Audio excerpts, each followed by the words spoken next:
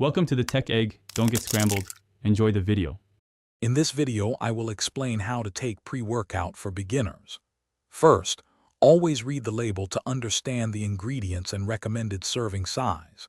Begin with a half scoop or a smaller dose than suggested to gauge your body's reaction.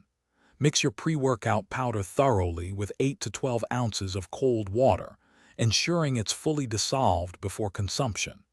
This initial step is crucial for a safe and effective experience. Timing is key for optimal results. Aim to consume your pre-workout 20 to 30 minutes before you begin your exercise routine. This allows enough time for the ingredients to be absorbed and take effect.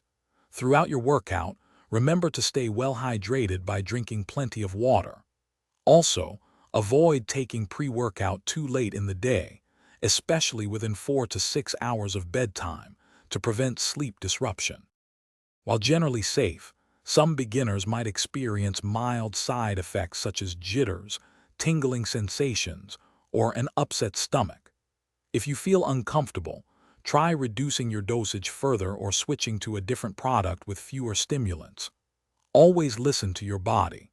If you have any underlying health conditions or persistent concerns, it's always best to consult with a healthcare professional before continuing use.